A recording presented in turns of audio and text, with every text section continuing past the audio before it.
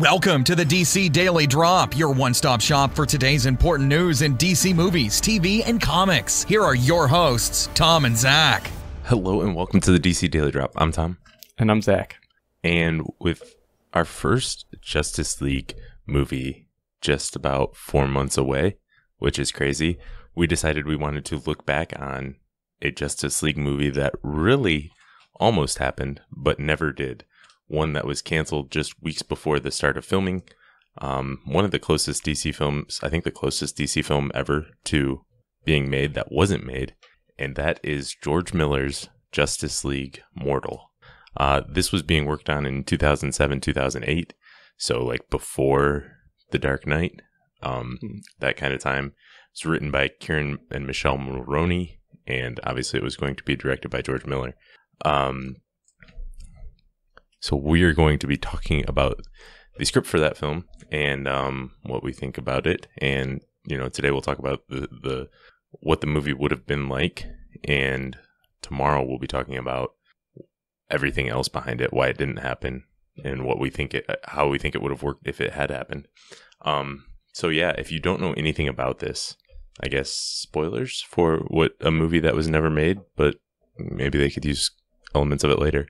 It's loosely based on JLA Tower of Babel, which was also loosely adapted into the Justice League Doom animated movie from 2012, which is essentially, you know, the Justice League getting attacked from within.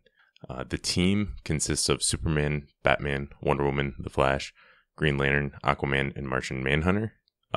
It's kind of an interesting thing. They're all established heroes, but there's not a team. Some of them know each other, but not all of them do. Yeah, and out of all those characters, the Flash is this is sort of his intro into the scene. None of the other heroes have really met him or they kind of know of him, but he kind of like fanboys around the other characters. Like he's so happy to meet Wonder Woman and Superman, and we'll talk about him more. But for me, he definitely steals the show. He's my favorite character by far. Yeah, and it's the Barry Allen Flash, although Wally West is also involved, and it's the Jon Stewart version of Green Lantern. Yeah. So it's interesting, and it really is, especially the first half is kind of Flash's movie. He gets the most time. We see more of his personal life than anybody else, and I like how he's been established as Flash for a while. It sounds like, but he hasn't met anyone else, so it's kind of cool. You get an introduction to all these other characters through him. I think that was kind of a smart way to do it. Yeah, for sure. I really enjoyed that. Yeah, and villain wise, it consists Maxwell Lord is the main villain, and there's also Talia al Ghul, and they're obviously working with OMAC, the one-man army corps, basically robots for the Justice League to fight. Yeah, and I thought Maxwell Lord was a pretty interesting choice. I like him as a character. I don't know if they would use him now, because just to like the general going audience, he's maybe too close to Lex Luthor, too similar. For me, he's different enough, especially with, you know, his mind control abilities. But I really liked the choice of Maxwell Lord and having Talia al Ghul in there. I thought it gave it a nice angle, especially with like the love story with Batman. Yeah, and you wonder if they would have used Lex if it wasn't so messy with the other franchises, because Lex was just in Superman Returns the year before the script was being worked on. So I'm really, you know, and this was not going to have Christian Bale or Brandon Routh in the cast. So it's really weird how that was working, but we're not talking about that today, I guess. So overall, what'd you think of this story, Zach? It was definitely, I enjoyed reading it. I honestly don't know if I would like this as a movie. Obviously, you're just imagining things in your head, and obviously they would come up with different things, and this was just a version of the script. It's not necessarily, there probably would have been some changes maybe. There's some really, really great ideas, and especially you have to keep in mind that this came before a lot of other stuff that we've seen. So there's definitely some elements that I think they've taken from this and maybe used in Man of Steel and Batman vs. Superman that I really enjoyed. But at the same time, there's just some slightly goofy things, like the way that they create all the OMACs it's just like, for me, that almost takes me, it seems really campy, like that they used the burgers from the restaurant to get everybody infected with robots. But I mean, I guess it probably is a good way to get nanobots into people, is to just feed them burgers. But it seemed really weird to me. And then again, like, yeah, I like Max Lord, but I think, again, I don't know if it would actually work. And so, as a big fan of this stuff, I really enjoy it, but I'm not sure it would have worked as like a general audience film. Interesting. I think it would have worked really well, and I think it's always tough to judge scripts. It seems like every script review, people always talk about how terrible it is because they just pick out one line, right, and just like, oh, this is terrible. This would never get made in the film. But it's always tough to see that because it's tough to review scripts because movies are a visual medium, exactly, and particularly some of the things in here, when you think of George Miller directing them, I think they would be pretty amazing to see. Like some of the opportunities for visuals and things like that, I think would have been fantastic. And I think it's sort of I don't know, I think it works pretty well as a way to introduce all of these characters. I think they all get moments to shine, although it's not necessarily balanced. And I don't think it has to be. I think maybe for the first film, you would like to see it balanced and everybody get a fair shake. But I think, The Flash gets a lot of time. Batman gets quite a bit of time. And after that, I guess Wonder Woman. Yeah. And then sort of like Superman, Green Lantern, Martian Manhunter, Aquaman all get their time. But it's sort of, they don't get as many standout moments other than Superman gets some cool stuff at the end. Yeah, and that makes sense. I mean, those are definitely some of the more popular characters. It was surprising how much focus Flash had. Not that I would complain about that at all. But yeah, there was a lot less Superman than I thought there was going to be in this story. Not that he didn't have an important role or they didn't do a good amount, but I thought it would be more like Superman, Batman, Wonder Woman heavy.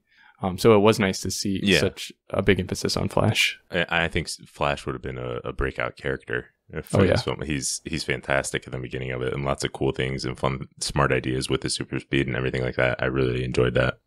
Yeah, and I definitely think that obviously, again, you'd have to see it actually on film, but at least for me in the script, the humor all worked, especially from Flash. He added some lightness, but it never really seemed to take away with some of the serious notes that were happening at the same time, for me at least. Oh yeah, I thought it's really well balanced. There's a lot of fun stuff, especially with Flash, but it's still pretty serious, and there's some dark stuff in there. And yeah, I think it would have been pretty well balanced for the most part. There's some lines, like I said, that sort of seemed a little more maybe campy or almost like they didn't fit in, or some random lines of dialogue, but that's always something, maybe that would have been fixed with the director trying different things or with another run through of the script. Yeah.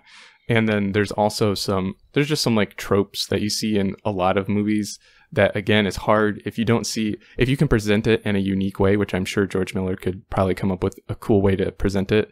It wouldn't seem like they're just redoing something everybody's done. But like, just one example, Wally West hacking into computers. Like, you've seen a million times some teenage kid hacking all the government computer systems. But if you could show it in a cool way, then it would have been cool. Yeah. That would have been better if they somehow mentioned how his super speed helped him super hack. But they just sort of touch it. It's just like, oh, you're good with computers. Yeah. It's sort of funny to read the script. It's kind of a time machine because there's like, Iris makes Barry take her cell phone. Yeah. Just so like, it's like, oh yeah, that wasn't so common for everyone to have them even 10 years ago, I guess. Right. And Wally says, I'm just a kid with an iPhone. Yeah. Yeah. There's some dated stuff, but I think the core of this holds up pretty well, actually. Yeah. And so basically, if you want to know kind of what happens in the story, it's you start out at a funeral, and they make you think that Batman is dead because they don't show him, and they show the Flash there. So again, what we're obviously getting into spoilers if you don't want to be spoiled for this. But the whole movie is kind of a flashback to 2 days before that. And Batman has this brother eye satellite that is watching all the superheroes because he doesn't trust them. And this for me, really, I thought this was a really clever way to set this all up and to have a way to find the weaknesses for all the heroes, because it's very believable that this is something that Batman would do. Yeah, absolutely. And, heavily influenced by Tower of Babel. And it's much more believable for people, I think, that Batman is so paranoid and would find all the weaknesses for all these superheroes just in case. Much more believable than, say, if Maxwell Lord had just kind of done the same thing himself. Yeah, for sure. So speaking of Maxwell Lord, he and Talia al Ghul hack the Brother Eye and use it to learn the weaknesses of all the superheroes, and then use that info and nanobots to infect them all, to prey on their weaknesses. What did you think of this little part where I thought it was kind of nice to see what kind of imaginative ways they could come up with to harm them, like making Aquaman afraid of water. That's a pretty good one. Yeah, I think it was this would be fantastic to see on screen, sort of each member of the Justice League systematically taken down by their one weakness. So Martian Manhunter just sees a bunch of fire. Aquaman is afraid of water. Yeah, I thought that was really well done, and I think it would be awesome to see in a movie. Yeah, and it is kind of cool too that, Maxwell Lord is trying to take all these people down, and he kind of inadvertently forms the Justice League because he's forcing them all to kind of join up and group up together by, infecting them with weaknesses. So in the end, it's kind of his own dang fault. Yeah, and I thought that was pretty handled mostly well. How they sort of, the way everyone came together seemed sort of natural. Like, oh, there's a fire in Denver, so the Flash ships over there, but only the Flash and Wonder Woman get there. And then there's other things where it makes sense for those people to be there, although you'd think they would have ran into each other more over the years, but I guess a lot of them have. Yeah. And so we have all these characters together. Flash is introduced to everybody, and I really, really like his interactions, especially with Aquaman. Aquaman was probably ended up being my second favorite character out of everybody in the film, honestly.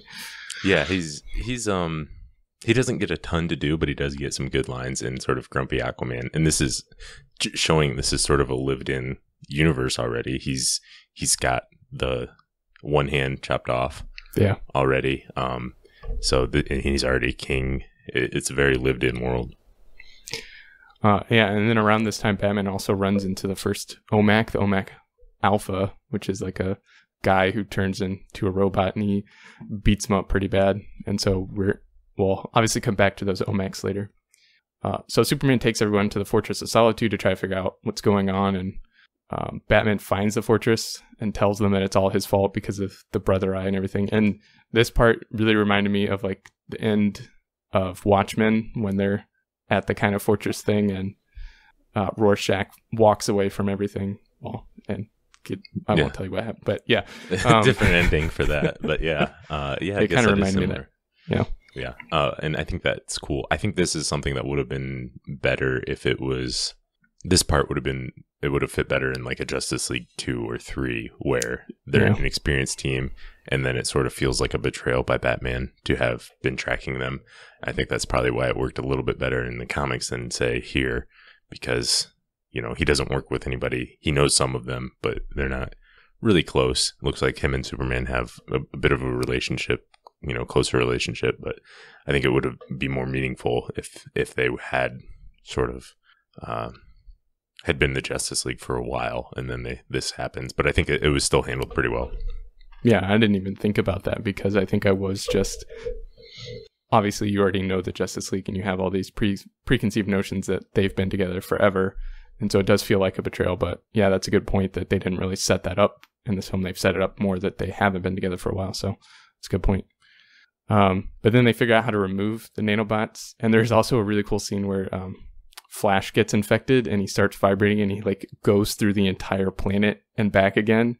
I mean, I think they probably could have done pretty well with 2007, 2008 special effects, but if they made the film now, it probably would have looked really, really cool. Oh, yeah. But yeah, they figure out how to remove them all. And Batman takes off and goes to confront Talia and Max Lord. And we learn that Max Lord is actually the only survivor from that failed government OMAC program. And that he's also turned a bunch of people into OMACs using the planet Krypton burgers, which that part, again, I thought that was kind of, I don't know. It just seemed weird. It seemed campy to me. I don't know. Maybe they could have figured out a different way to do it. Although I did love the scenes in Planet Krypton, and I'd like to see that restaurant. Yeah, I've never been a big fan of like, oh, I'm going to put this toxin in the, from Batman Begins, I'm going to put this toxin in the water stream and then everybody will have it. And everybody who eats a hamburger turns into a robot. Yeah, I'm not a huge fan of that. And I think this was probably one of the worst examples of it, but I guess it's something you got to go with. But yeah, like you said, seeing Planet Krypton would have been a lot of fun. I know the restaurant. I know it it's in Kingdom Come. I think it's shown up in other places, but I think that would be really cool to see on screen. Again, something maybe for down the line when there's an established Justice League. Yeah. So then Superman and Wonder Woman show up to help Batman against Max and the OMAX, and Max controls Superman's mind, makes him think that Wonder Woman killed Lois Lane, and so Superman is trying to kill her. And again, we get a big fight between Superman and Wonder Woman, including Superman getting punched into the moon, a la Superman 4.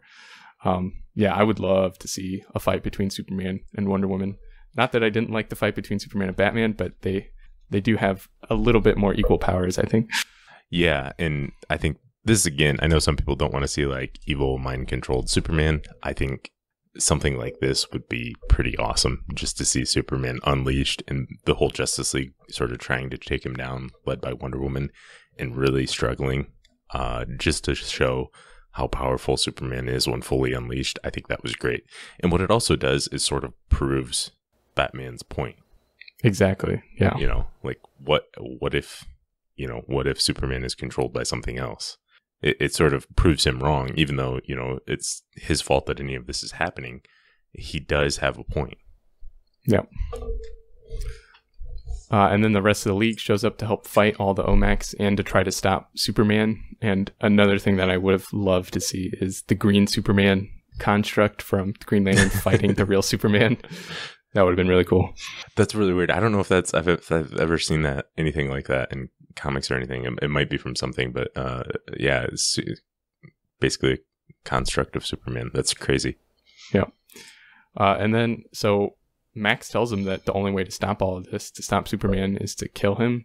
But Wonder Woman won't do it because she's not going to kill humans, and Batman just comes up behind and snaps his neck. Which, yeah, I think that would have been crazy to see. That would have been very surprising to see. Yeah. Yeah. And again, they kind of maybe used this idea in Man of Steel, although I don't think they're taking it from this, but it obviously reminds you of Man of Steel. Right. It's not dissimilar. You've got a choice: save the world by snapping this one guy's neck. What do you do? Right. But that doesn't end it. He's still alive, and he's in the OMAX controlling them, and he takes over Flash as OMAC Ultra because Flash has eaten more Krypton burgers than anybody else in the history of humankind. Oh, yeah. Obviously.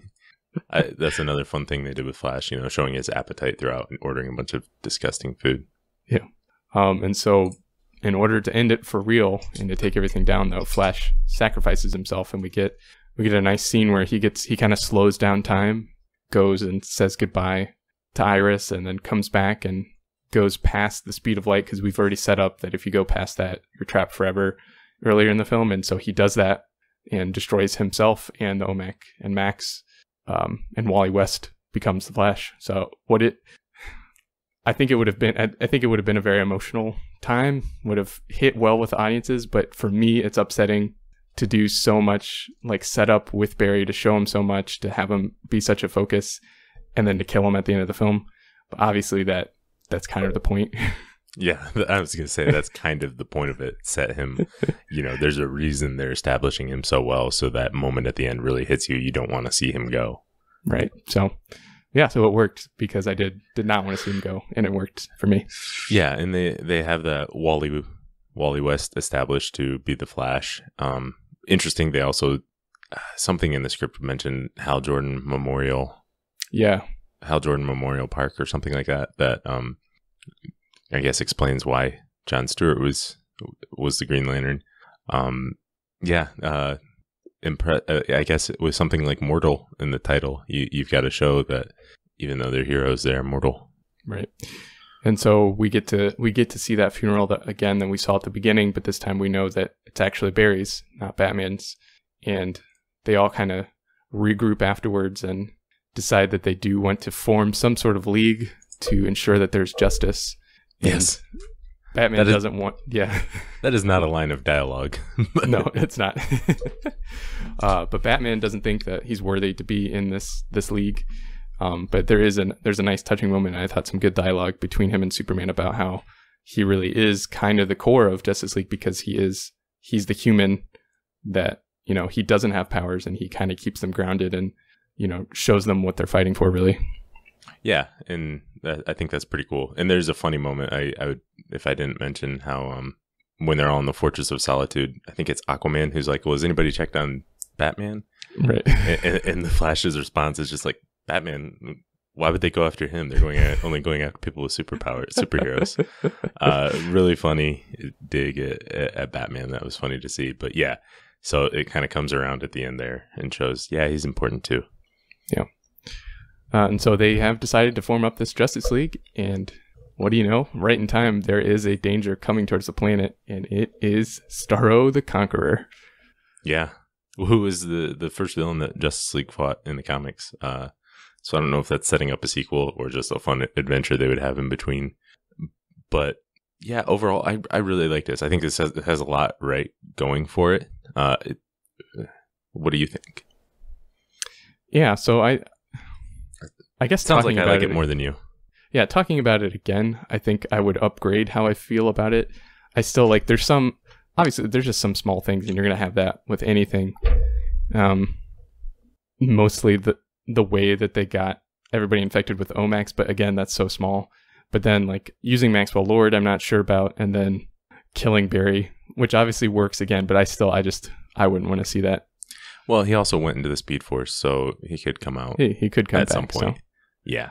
And yeah, I kind of agree with you there with the Planet Krypton thing and all of that. But yeah. I think this does enough right that it would have been something I would want to see done. Yeah, for sure. And I think also I took a while to read this script. I was reading it in short chunks. And obviously you just sit down and watch a whole movie most of the time when you watch a movie. And now like running through everything again and talking about it, I do think I'd enjoy it more than I said I did at the beginning. Well, good, I guess. Yeah, and I think it could be adapted and maybe and changed a little bit, but definitely interesting that it almost happened. For sure. All right, well, that's all we've got for today. We'll be back tomorrow talking about sort of the behind the scenes of why this movie almost happened and why it didn't. But that's all we've got for today. Thanks for listening, and make sure to check out DC Daily Drop on Twitter, Facebook, and DCDailyDrop.com. Drop by tomorrow for more DC news.